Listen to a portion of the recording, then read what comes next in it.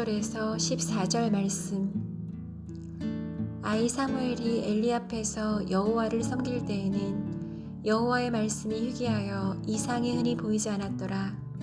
엘리의 눈이 점점 어두워가서 잘 보지 못하는 그때에 그가 자기 처소에 누웠고 하나님의 등불은 아직 꺼지지 아니하였으며 사무엘은 하나님의 궤 있는 여호와의 전안에 누웠더니 여호와께서 사무엘을 부르시는지라. 그가 대답하되 내가 여기 있나이다 하고 엘리에게로 달려가서 이르되 당신이 나를 부르셨기로 내가 여기 있나이다 하니 그가 이르되 나는 부르지 아니하였으니 다시 누우라 하는지라. 그가 가서 누웠더니 여호와께서 다시 사무엘을 부르시는지라. 사무엘이 일어나 엘리에게로 가서 이르되 당신이 나를 부르셨기로 내가 여기 있나이다 하니 그가 대답하되 내 아들아 내가 부르지 아니하였으니 다시 누우라 하니라. 사무엘이 아직 여호와를 알지 못하고 여호와의 말씀도 아직 그에게 나타나지 아니한 때라. 여호와께서 세 번째 사무엘을 부르시는지라. 그가 일어나 엘리에게로 가서 이르되 당신이 나를 부르셨기로 내가 여기 있나이다 하니 엘리가 여호와께서 이 아이를 부르신 줄을 깨닫고 엘리가 사무엘에게 이르되 가서 누웠다가 그가 너를 부르시거든 네가 말하기를 여호와여 말씀하옵소서 주의 종이 듣겠나이다 하라 하니 이에 사무엘이 가서 자기 처소에 누우니라. 여호와께서 임하여 서서 전과 같이 사무엘아 사무엘아 부르시는지라.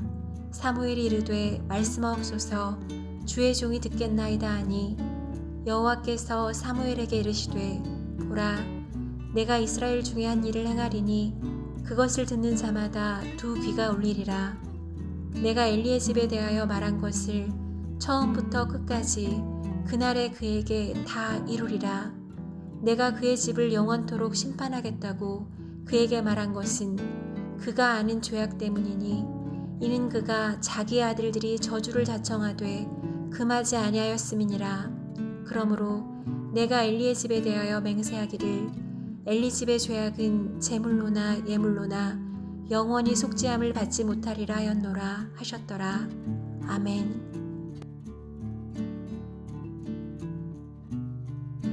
함께 기도하겠습니다. 하나님, 우리가 영적으로 민감하게 되길 원합니다. 오늘도 우리에게 주시는 말씀을 통하여 우리의 영이 깨어나게 하시고 우리의 영이 새로워져서 주의 뜻대로 온전히 반응할 수 있는 영적 은혜가 우리에게 있게 하여 주옵소서. 이 모든 말씀 예수님 이름으로 기도하였습니다. 아멘. 할렐루야. 우리에게 말씀을 주시고 그 말씀으로 우리의 삶의 모든 걸음이 온전히 걸어갈 수 있도록 인도하여 주시는 우리 하나님의 이름을 높이 높이 찬양합니다. 먼저 오늘은 광고 한 가지 드리고 말씀의 자리를 좀 들어가 보도록 하겠습니다. 오늘은 우리가 1월달 그러니까 2023년 첫 번째 블레싱 기도회가 오늘 저녁 이곳에서 있을 예정입니다. 저는 7시 반에 함께 모여서 기도함으로 주의 뜻을 분별하고 또 주의 뜻을 준비하길 원합니다. 아시겠지만 작년 연말 2달 동안 정말로 기도 많이 함으로 우리가 2023년을 준비했었고요. 그 은혜로 2023년 첫 주부터 시작해서 우리에게 주신 은혜가 참 많이 있습니다. 참 안타깝기도 하고 놀라운 것은 기도의 자리에 동참하지 못하신 분들은 이 이야기가 무엇인지 모른다는 것이고 기도의 자리에 동참하신 분들은 이 이야기가 무엇인지 안다는 것이죠. 사랑하는 믿음의 동역자 여러분, 오늘 저녁에 7시 반 시간 기억하시고 기도의 자리로 나와서 함께 기도를 통한 주의 역사하심이 우리 모두에게 동일하게 경험되시기를 주의 이름으로 도전하며 또한 축복합니다. 이제 말씀으로 좀 들어가 볼까요? 오늘 우리가 함께 나눌 말씀의 제목은 영적 자성, 영적 자성이라고 하는 말씀의 제목입니다. 사전적 의미로 자성이라는 단어를 아주 간단하게 정리해 본다면요, 스스로를 돌아본다라는 의미입니다. 그렇다면 영적 자성이라는 말은 스스로 나의 영적 상황을 돌아본다라는 의미에 가까울 것 같습니다. 스스로 나의 영적 상황을 돌아본다. 중고등학교 때 교회 수련을 가면 장난을 많이 쳤는데요, 그 중에 한 가지가 친구들이 잠들었을 때 친구 얼굴에 사인펜으로 이렇게 그림을 그리는 장난이었습니다. 많이 해보셨을 것 같은데요. 지금 생각하면 참 유치한 장난인데 그때는 굉장히 진지하게 그 장난을 했습니다. 어느 날 동일하게 친구들이 잠들었을 때 아주 친한 친구와 다른 친구의 얼굴에 잔뜩 그림을 그리고 잤는데 아침에 일어나서 그 친구의 얼굴을 보면서 막 놀려준 적이 있었습니다. 그런데 이상하게도요, 제가 그 친구 얼굴에 그림을 그려놓고 막 놀리고 있는데 다른 사람들은 저의 얼굴을 보면서 더 웃는 겁니다. 그래서 이상해서 거울을 보았더니 제가 제 친구 얼굴에 그렸던 그림보다 더 심한 낙서가 제 얼굴에 있었던 겁니다. 그런데 저는 제 얼굴에 더 많은 그림이 그려져 있는지도 모르고 제가 그린 친구의 얼굴을 보면서 비웃었던 겁니다. 사실 우리는 우리 스스로 우리 자신의 영적 상태를 모를 때가 참 많이 있습니다. 목사인 저로 이야기해보면 매일 예배 드리고 기도하니까 그렇게 예배 드리지 않고 기도하지 않는 분들보다 내 영적 상태가 낫지라고 생각할 수 있지만 절대 그렇지 않습니다. 절대 그렇지 않습니다. 오늘 말씀을 통해서 우리에게 영적 자성이라는 것이 얼마나 중요한지 함께 묵상하고, 오늘 말씀이 우리에게 우리 스스로의 영적 상태를 돌아보는 영적 자성의 말씀 되시기를 주의 이름으로 도전합니다. 영적 자성 첫 번째 1절과 2절이에요. 1절과 2절 함께 읽어보지요. 아이 사무엘이 엘리 앞에서 여호와를 섬길 때에는 여호와의 말씀이 희귀하여 이상이 흔히 보이지 않았더라. 엘리의 눈이 점점 어두워 가서 잘 보지 못하는 그때에 그가 자기 처소에 누웠고. 아멘. 오늘 말씀에서는 이스라엘 대제사장으로 부름받은 엘리가 어떤 영적 상태인지를 보여주는 말씀이 아주 많이 등장하는데요. 먼저 간단하게 우리가 조금 전에 읽었던 말씀으로만 한번 정리해 본다면요, 엘리는 눈이 어두워서 잘 보지 못한다고 했었고, 또 여호와의 말씀이 희귀하여 이상이 그러니까 하나님의 계시가 잘 임하지 않은 시대였다라고 정리합니다. 굳이 이렇게 엘리에 대해서 설명하는 이유가 있는데요, 지금 이 모습은 단순히 엘리의 육체적인 상태를 설명하는 말씀이 아니라 엘리의 영적 상태를 설명하는 말씀이기 때문입니다. 그러니까 엘리야가 육적으로 그랬던 것이 아니라 영적으로 지금 눈이 어두워진 것이고 영적으로 일어설 수 없을 만큼 힘이 사라져버렸다라는 것을 보여주고 있는 겁니다. 지금 이 엘리의 모습과 비교되는 사람이 하나 있는데 바로 모세인데요, 신명기 34장 7절 말씀에 보면 모세가 죽기 직전에 대해 모세가 눈이 흐리지 않고 기력이 쇠하지 않았다라고 표현합니다. 사실 오늘 말씀에 등장하는 이 엘리의 나이가요 약 98세 정도 되고요, 신명기 34장에 등장하는 모세의 나이가 약 120세 정도였습니다. 그렇다면 모세가 훨씬 눈이 안 보여야 하고 모세가 훨씬 기력이 없어야 되는데 엘리가 눈이 보이지 않았고 기력이 없어서 누워 있었다라고 하는 것은 엘리의 영적 상태가 그만큼 좋지 않고 엘리의 영적인 환경이, 영적인 지금 상태가 그만큼 나쁘다라는 것을 보여주는 말씀인 겁니다.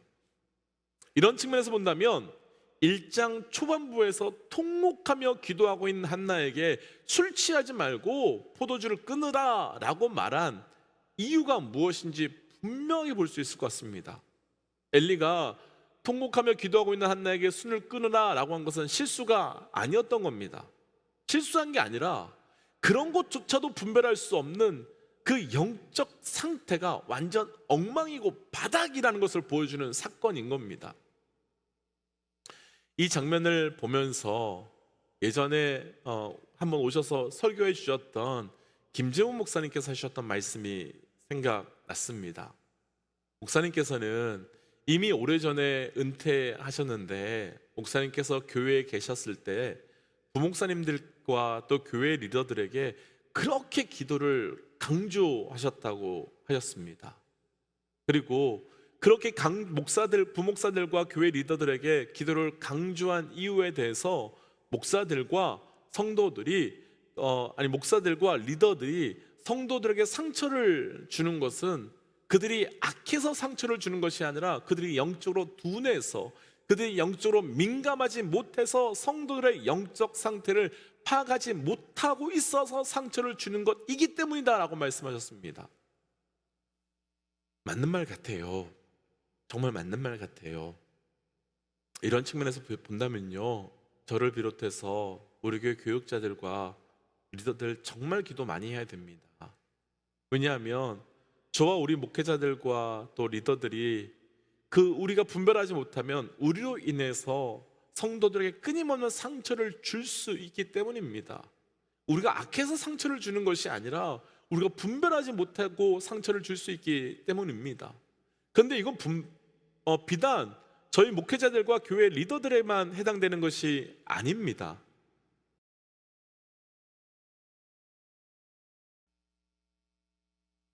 죄송합니다. 우리 가정에서도요, 우리 배우자들이 나로 인해 상처를 받는 것이요, 우리로 인해서 우리 자녀들이요 상처를 받는 것이요, 우리로 인해서 우리 다른 성도들이 상처를 받는 것이요, 우리가 악하기 때문이 아니라 우리가 영적으로 둔하기 때문에 상처를 주는 겁니다.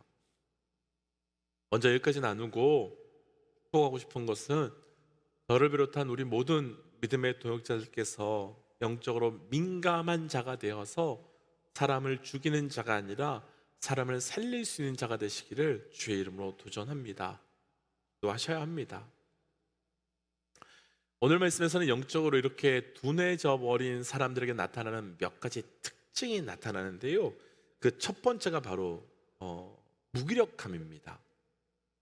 무기력함. 우리가 조금 전에 읽었던 말씀을 보면 엘리는 어두워서 잘 보이지 않고 기력이 없어서 처소에 누워있다라고 말씀되어 있었죠. 어쩌면 저녁이 되니까 누웠겠지, 그거 눕는 거 당연한 거 아니야 라고 할 수 있지만, 바로 다음 3절 말씀을 보면 하나님의 등불이 아직 꺼지지 않았다라고 증거하고 있고, 더불어 엘리와는 반대로 사무엘은 오히려 여호와 전에서 누워있다라고 말합니다. 영적으로 둔감해지면요, 하나님이 경험되지 않고 하나님이 경험되지 않으니까 하나님 앞에 나아갈 수 있는 능력이 사라져버려서 무기력하게 되어 버린 겁니다. 더구나 오늘 말씀에서 하나님께서는 사무엘을 부르시는데 엘리는 나에게도 말씀해 주세요 라고 간구하지 않습니다.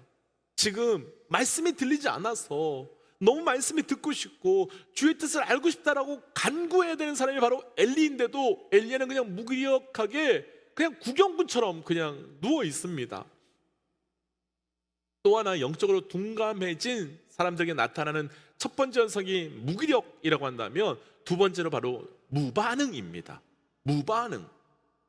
내일 말씀 중에 보시면요, 18절 말씀 정도에 한번 보시면 하나님께서요 사무엘에게 엘리 집안에서 어떤 일들이 펼쳐질지, 아니 더 정확하게 어떤 심판이 있을지를 다 설명해 주고, 사무엘은 그것을 그대로 엘리에게 설명하는 장면이 나타납니다. 아주 간단하게 정말 기도하는 분이요, 하나님의 음성을 듣고 우리 집에 와가지고 너희의 집에 이런 심판이 임할 거야 라고 한다면 어떻게 하시겠습니까? 만약에 너희 가정에 이런 심판이 임할 거라고 하면 어떻게 하시겠습니까? 어떻게 그냥 있을 수 있겠습니까? 무엇이 잘못되었는지, 무엇을 돌이켜야 되는지, 어떻게 해야 되는지를 묻고 구해야 되지 않겠습니까? 그게 정상이지요.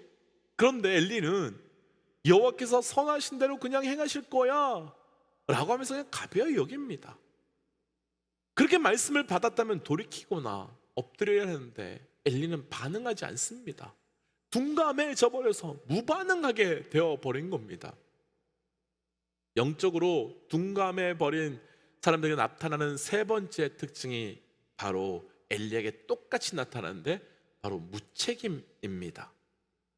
지금 엘리는요 이스라엘 백성들 가운데 대제사장으로 기름 부음 받은 사람입니다.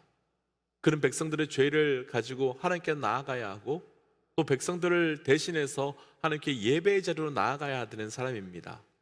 그런데 그는 영적으로 눈이 어두워졌음에도 불구하고 심각하게 여기지 않습니다. 하나님 말씀이 들리지 않는데도 불구하고, 하나님 뜻이 우리에게 나타나지 않음에도 불구하고 엘리는 무겁게 여기지 않는 책임감이 완전히 상실된 모습이 나타납니다. 완전히 무책임하게 살아가고 있지요. 정리하면 엘리는 지금 영적으로 둔감해져 버려서 무기력하게 되었고 무능력하게 되었고 무책임하게 되었는데, 그럼에도 불구하고 엘리는 하나님께 다시 돌이키거나 다시 살려달라는 영적 자성을 하지 못하고 있습니다. 그런데요, 정말 중요한 건 이 부분인데, 엘리가 무능력, 무책임, 무기력해졌음에도 불구하고 영적 자성의 길로 나아가지 못하는 이유가 있습니다. 아마도 어쩌면 우리 가운데도요, 영적으로 둔감해져서 저를 비롯해서 우리 모두 중에 영적으로 무기력, 무능력, 무책임해졌음에도 불구하고 그것을 심각하게 여기지 못하는 분들이 계실 텐데, 엘리가 이것을 그렇게 심각하게 여기지 못한 이유가 바로 엘리의 삶의 중심이 하나님이 아니라 사람이었기 때문입니다. 결론부터 한번 기억하고 말씀 나눌게요.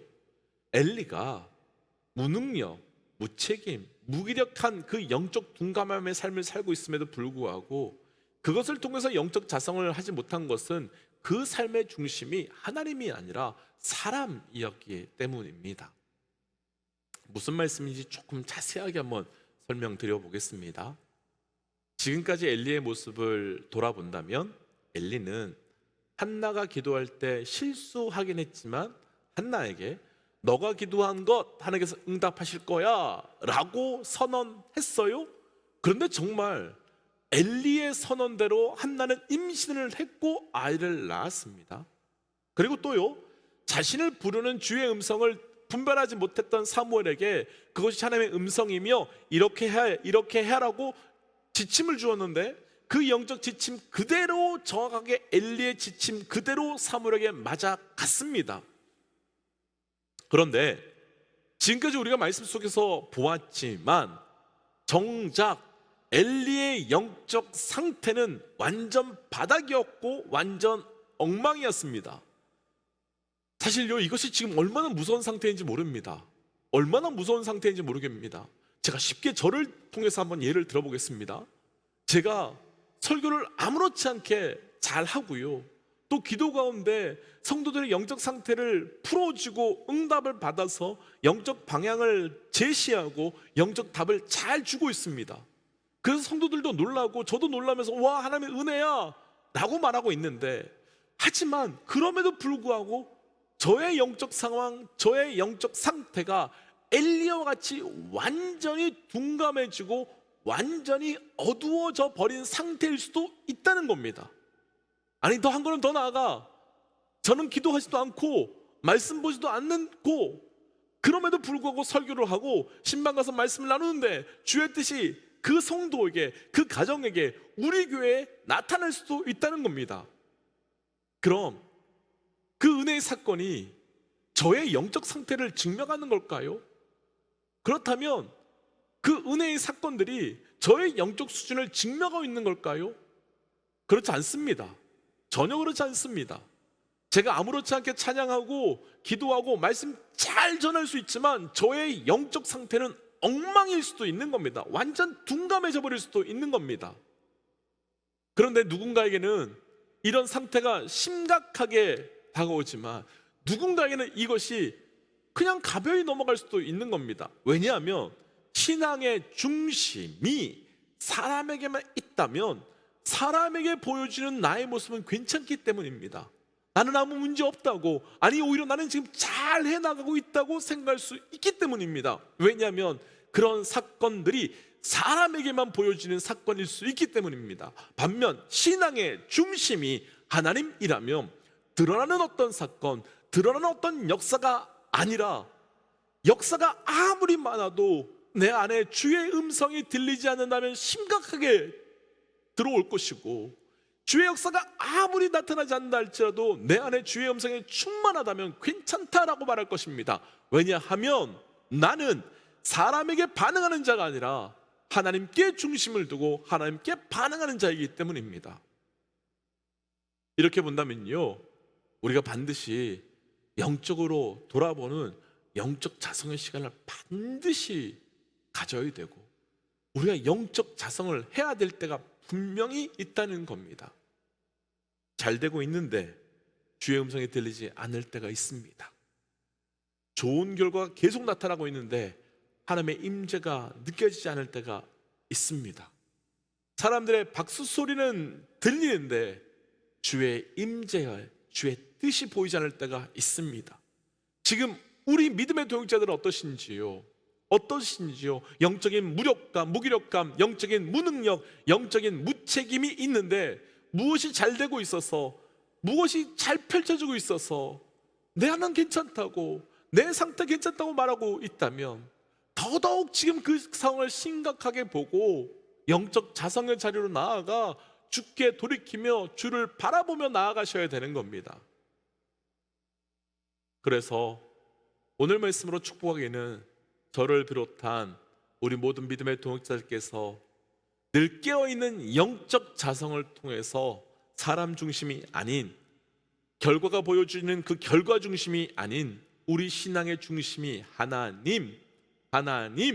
하나님으로 살아가 우리가 결과로 충만한 자가 아니라 주의 음성으로, 임재로 충만한 삶을 살아가시기를 주의 이름으로 도전합니다.